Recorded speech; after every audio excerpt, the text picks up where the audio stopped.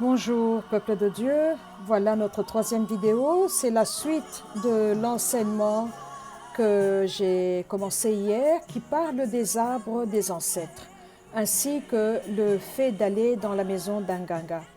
Donc nous allons continuer et donc quand un arbre pareil est planté dans la famille, cela concerne toutes les personnes de la famille et que vous le sachiez ou pas, votre nom est invoqué là parce que vous êtes un membre actif de la famille. Donc, votre destin est dirigé, votre vie est dirigée par ces esprits-là qui montent d'en bas, des profondeurs et qui viennent résider avec vous. Et c'est comme ça que ces esprits-là sont des esprits familiers. Et cette réalité d'avoir des esprits familiers, donc des esprits qui tiennent la famille et qui vous connaissent depuis très longtemps, cela n'est pas propre seulement au peuple africain. Chaque culture, chaque continent a ses problèmes. Et là, je suis en train juste de me focaliser sur l'Afrique subsaharienne. Et donc, ces arbres-là font que vous pouvez partir, mais vous êtes attaché là. Et tant que vous ne priez pas, surtout si vous êtes un membre actif et que vous adorez les ancêtres et vous suivez ce culte-là, vous allez connaître une sorte de prospérité. Et je ne parle pas de la plénitude de votre potentiel qui nous vient de Jésus, mais parce que vous ne combattez pas le système, vous n'allez pas être combattu non plus. Mais à partir du moment où vous commencez à prier et que vous voulez sortir de ce système-là, c'est là que les problèmes commencent. Et les problèmes commencent pourquoi? Parce que ces esprits-là ne veulent pas vous laisser partir.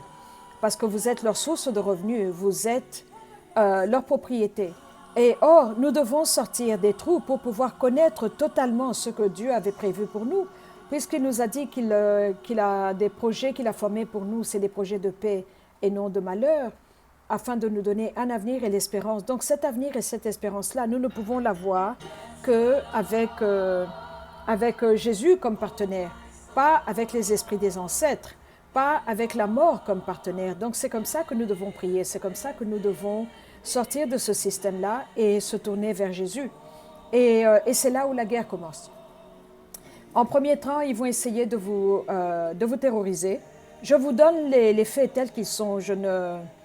On n'a plus beaucoup de temps à perdre. Le Fils de l'homme va revenir bientôt. Je ne vais pas enrober ça dans du sucre et vous dire c'est juste une prière. Vous disiez une fois le Notre Père et vous êtes délivrés. Parce que vous ne savez pas quand est-ce que ces esprits sont entrés dans votre famille. Et alors, je vous donne juste la vérité. Il faut prier. Priez que vous soyez en haut de la montagne, priez que vous soyez dans la vallée. Parce que Dieu est un Dieu de tous les jours, pas seulement un Dieu quand on est dans le besoin. Or, il est le Dieu qui délivre. Donc, à partir du moment où nous l'avons comme ami, à partir du moment où nous le connaissons et que lui aussi nous connaît, c'est là où les choses deviennent intéressantes. Et chaque personne doit passer par là, connaître Dieu et savoir qu'il est mon Dieu à moi. Et c'est comme ça que ces esprits-là vont essayer d'abord de vous terroriser pour un premier temps. Dans vos rêves, dans vos visions, venir vous gronder, vous allez voir votre père ou votre mère qui vous gronde, qui vous dit « Pourquoi tu pries autant? Qu'est-ce que tu veux montrer? Pourquoi tu fais ça ?»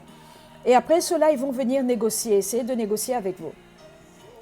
Et après cela, si vous n'écoutez toujours pas, alors ils vont venir essayer de vous violer dans votre sommeil, vous attaquer comme un mari de nuit ou une femme de nuit, ou vous envoyer des choses qui vous font peur.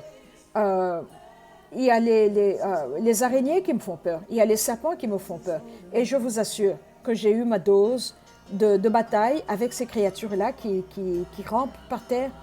Et il faut persévérer, il faut garder les yeux sur notre Seigneur, comme le verset nous dit dans le psaume qui dit « Je garderai les yeux vers la montagne, d'où me viendra mon aide? Mon aide me vient de l'Éternel qui a créé les cieux et la terre. » C'est comme ça qu'il faut procéder, c'est comme ça qu'il faut demander l'aide au Saint-Esprit et lui demander la force. Et c'est avec lui que vous allez avoir la victoire. Parce que ce genre d'ennemi ne peut pas être vaincu par vous-même. Vous devez avoir l'apport, le support et tout ce que le Saint-Esprit a à offrir parce qu'il est celui qui nous protège dans la bataille. Et c'est comme ça que vous devez sortir de ces chaînes-là. Et quand vous sortez de ce programme-là, vous et votre maison, vous allez voir un changement, vous allez voir une grande différence. Et le deuxième point que je voulais soulever. Et que quand vous, de la même manière, quand une grand-mère, par exemple, ou un grand-père va chez un ganga, il vous emmène, vous tous, avec lui. Et c'est comme ça que vous êtes tous attachés dans le schéma de la divination. Et c'est comme ça qu'il faut sortir de là. Donc, c'est des coutumes totalement africaines que tout le monde a faites. Et nous devons sortir de ce système-là. Et c'est comme ça que nous devons arracher, donc par la repentance, arracher notre argent des mains du Nganga, notre nourriture. On a donné des poules, on a donné des chèvres ou des vaches. Il faut arracher cela au nom de Jésus-Christ et fermer ces portes-là. Et c'est comme ça que nous allons connaître la victoire, parce qu'il y a un Dieu qui existe, il y a un Dieu qui est vivant, et il n'y a que lui qui puisse nous délivrer, il n'y a que lui qui puisse nous sauver. Parce que quand vous allez chez un Nganga, par exemple, vous vous plaignez que vous avez des douleurs dans le ventre, dans l'abdomen, le Nganga va appeler l'esprit qui travaille avec lui, et cet esprit-là va aller communiquer avec les sorciers de votre famille. Et ces sorciers-là de la famille vont dire, oui, on a ensorcelé cet enfant, elle nous appartient. Et l'esprit du Nganga va leur dire, est-ce que vous pouvez quitter le ventre, aller dans les pieds? Alors le matin, le Nganga va vous donner des plantes, vous buvez et la douleur dans le ventre est partie. Vous vous dites, oh, c'est merveilleux, et vous payez, vous rentrez à la maison. 6 mois après, les esprits quittent les pieds et ils vont dans la tête. Alors ils se déplacent comme ça. Vous retournez chez le Nganga, vous vous dites, papa, il y a un autre problème. C'est quoi maintenant? Ce sont les pieds. Et la même façon, l'esprit va négocier avec eux, quitter les pieds, aller dans la tête. Donc c'est comme ça qu'il nous malmène, c'est comme ça qu'il nous utilise. Et c'est comme ça que quand vous payez l'argent pour les services que le Nganga vous a rendus, il vous bénit, il vous remercie, et lui, il prend sa part, il donne la part à l'esprit qui travaille avec lui. L'esprit qui travaille avec lui prend cette part-là, sa part à lui, et l'autre morceau qui reste, il va mettre dans la banque de Satan. Oui, il y a une banque de Satan là en bas, et c'est là où votre argent va se retrouver. Donc, vous avez payé votre dîme dans le système de Satan. Vous avez donné une portion de vos revenus, de vos avoirs, dans ce système-là. Donc, vous ouvrez la porte. C'est un canal, un channel qui est totalement ouvert. Donc, maintenant, la banque d'en bas peut venir se coller sur vos finances. Quand vous recevez votre chèque, il peut venir prélever. Donc, vous sortez un $100, vous achetez quelque chose pour $25, vous rentrez à la maison, mais c'est comme si vous avez dépensé tous les $100. Et vous ne comprenez pas comment est-ce que l'argent est perdu.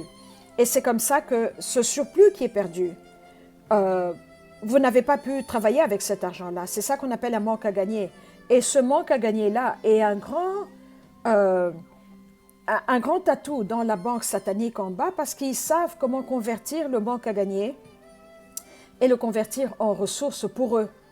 Et ce sont ces ressources-là qu'ils mettent ensemble, et ils ont une banque de données, où maintenant, quand un enfant de Satan vient et demande du travail ou demande quelque chose, ils regardent dans ceux qu'ils ont prélevés chez les personnes qui se sont données à eux, et ils commencent à donner, parce que nous gardons en tête que Dieu seul est créateur. Satan n'est pas créateur, il est créature, il est une créature. Et alors, avec ça, il n'a rien, il ne crée rien. D'où on parle de lui comme architecte, l'architecte de l'univers. Mais dans les sciences occultes, c'est comme ça qu'on l'appelle. Mais le problème qui est là, c'est qu'un architecte prend des matériaux qui existaient déjà et il bâtit quelque chose. Alors que notre Dieu créateur, le Dieu propriétaire de l'univers, lui, il est le designer. Parce qu'il a conçu, il a pensé et il a manifesté la chose. Vous voyez la différence? Donc Dieu est celui qui nous donne l'intelligence. Il peut vous donner un don à écrire et vous devenez un grand romancier. Vous écrivez des livres chrétiens, vous écrivez des livres pour instruire les étudiants à l'école. Ça, c'est un don qui est venu de Dieu. Mais lui, Satan n'a pas de don à dispenser. Alors, il va prendre ça dans la banque de données, là en bas, les choses qui ont été prélevées dans les personnes qui se sont données à ce système-là, et c'est comme ça qu'il redonne, il recycle ce gift, ce don-là, et il le donne à quelqu'un.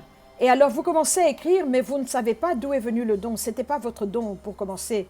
Le nom qui est sur le don n'est pas à vous. Et c'est comme ça que vous allez voir que vous écrivez un temps, 2 temps, et les choses commencent à diminuer. Alors, il faut retourner encore.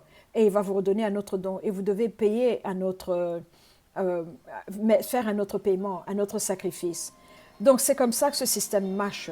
Et donc, c'est ça que je voulais exposer aujourd'hui. Et c'est pour ça que nous devons prier plus fort. Prier, même quand vous n'avez pas envie de prier, c'est là où il faut prier plus fort. J'ai trouvé par expérience que c'est les jours où j'ai très sommeil que le Saint-Esprit va me réveiller, me garder éveillé de minuit à 3 heures du matin. Mais je suis habituée maintenant, parce que je suis sentinelle sur le mur. La nuit, les sentinelles ne dorment pas. Elles regardent, elles veillent et elles sonnent l'alarme. C'est un ministère qu'il m'a donné, mais si vous n'êtes pas dans un ministère, mais vous êtes un chrétien, mais qui a sa bonne relation avec le Dieu vivant, avec le Saint-Esprit, vous devez prier. Prier pour demander la délivrance. Prier pour demander que Dieu vous nettoie de toutes les saletés, de toutes les promesses qui ont été faites. Parce que chaque fois qu'un ancêtre est allé à cet arbre-là, ou dans la maison d'un ganga, qui a un arbre aussi, c'est exactement le même système. Votre nom a été inscrit, votre nom est inscrit là, l'odeur de votre corps est inscrit là. Certains d'entre vous peuvent comprendre de quoi je parle. J'ai eu à prier avec des gens qui sentaient très mauvais, mais comme si on venait d'ouvrir une fosse septique. Pourtant, je connais ces gens-là, c'est des gens qui sont propres, qui sont hygiéniques sur le corps. Mais l'esprit maintenant est très sale, d'où on doit prendre soin de notre hygiène spirituelle de la même manière. Et la repentance, demander pardon à Dieu, se détourner de ses mauvaises voies, c'est ça qui enlève toutes les couches de saleté, parce que ces couches-là ne sont pas venues toutes le même jour. Et elles viennent, c'est comme un oignon que vous commencez à peler, et il faut les enlever une, par la délivrance. Et je vous recommande vivement d'aller à l'église, d'avoir un pasteur sous qui vous êtes assis et vous écoutez la parole. Parce que la parole de Dieu, qui vient de la bouche d'un serviteur normal, qui a les mains propres, vous aide nécessairement. La parole de Dieu nous donne la vie. La parole de Dieu change les circonstances, les chaînes tombent, les menottes tombent. Et il faut donner la dîme. La dîme est très importante. Que personne ne vous mente, la dîme est très importante. Il faut la donner parce que c'est une alliance que vous avez avec Dieu. Et vous devez connaître Dieu au point de savoir que vraiment vous avez une alliance avec vous. Je vous assure, j'ai eu de très grandes victoires, des complots qui ont été faits contre moi, contre ma personne. Et le Saint-Esprit m'a dit, est-ce que tu n'as pas une alliance avec moi? J'ai dit oui. Il me dit, alors prends notre alliance et détruis l'alliance qui a été faite contre toi. Et c'est comme ça que j'ai pu avoir la victoire. C'est comme ça que je suis encore en vie aujourd'hui. Donc, nous devons connaître Dieu au point d'avoir notre propre relation avec lui, une alliance avec lui, et c'est comme ça que nous allons sortir des trous. Et le troisième point aussi, vous devez regarder dans votre famille les défauts que vous avez, les défauts de caractère, parce que souvent, c'est des défauts qui nous ont été donnés par les esprits qui travaillaient avec nous, parce qu'ils veulent nous garder dans une même disposition de cœur que la personne qui avait ouvert les chaînes. Alors, c'est comme ça que vous avez des chrétiens qui sont très méchants de cœur. Vous avez des chrétiens qui n'arrêtent pas de critiquer ou qui n'arrêtent pas de souhaiter de mauvaises choses ou dire de mauvaises paroles par rapport à un autre frère chrétien ou même à quelqu'un qui n'est pas de la famille de Christ. Vous devez regarder votre cœur et garder votre cœur parce que c'est de là que jaillissent les sources de la vie. Et ça, c'est un problème que je vois, que nous, les Africains, avons. Les défauts de cœur, les défauts de caractère. Parce que c'est ça qui fait que quand vous travaillez sur votre esprit et vous demandez au Saint-Esprit de vous aider, lui, il fait sa part. Vous, maintenant, travaillez dans votre comportement. Arrêtez d'aller chez les gagas. Arrêtez d'aller vous laver les gris-gris le mercredi et le dimanche, vous êtes dans l'église. Vous levez les mains, vous dites Alléluia, praise the Lord, alors que votre confiance et votre succès, qui est temporel, est venu des gris-gris que le gaga vous a donnés. Alors là, votre relation avec le Saint-Esprit devient faible parce que en qui est-ce que vous mettez votre confiance? À qui est-ce que vous allez diriger votre gratitude? Donc, nous devons garder cela en tête, échanger les choses, être une génération d'Africains qui voit Dieu pour ce qu'il est, un Dieu qui donne du travail, un Dieu qui guérit les malades, un Dieu qui ouvre les portes fermées, un Dieu qui casse les chaînes, un Dieu qui donne des maris pour ceux qui en cherchent, un Dieu qui bénit les mamans pour celles qui veulent avoir des enfants. Et rien n'est difficile à lui. Il nous le dit, je suis le Dieu de toute chair, y a-t-il rien qui soit étonnant de ma part? Il n'y a rien qui est étonnant de sa part. Il est plus que capable Et c'est comme ça que nous allons sortir de ce système de la divination, ce système ancestral, et pouvoir faire l'analyse, la clarté de cœur, faire l'analyse entre ce qui est bon et ce qui est mauvais. Et c'est comme ça que nous allons être une nouvelle génération, une nouvelle qualité d'Africains qui sont nés de nouveau, qui sont Africains fiers de l'être et pourtant qui sont chrétiens et fiers de l'être. Et c'est tout à fait possible plutôt d'être les deux et d'être debout devant Jésus parce qu'on est un enfant de l'Afrique. Il a un plan merveilleux pour l'Afrique, il a un plan merveilleux pour nous individuellement et collectivement. Voilà la deuxième partie. Nous allons continuer encore. On n'a pas fini, je vous l'ai dit, il y a beaucoup de choses à dire sur tous les traitements que nos ancêtres ont pris chez les Nganga, qui sont entrés dans le sang. Et comme c'est votre sang à vous, ça vous impacte aussi. Donc vous pouvez être à des millions de kilomètres de votre village, mais pourtant, vous avez dans votre sang des choses sales qui sont venues d'un Nganga. Et c'est de cela que nous allons parler dans l'épisode qui suit. Merci beaucoup, que Dieu vous bénisse. Bonne journée, au revoir.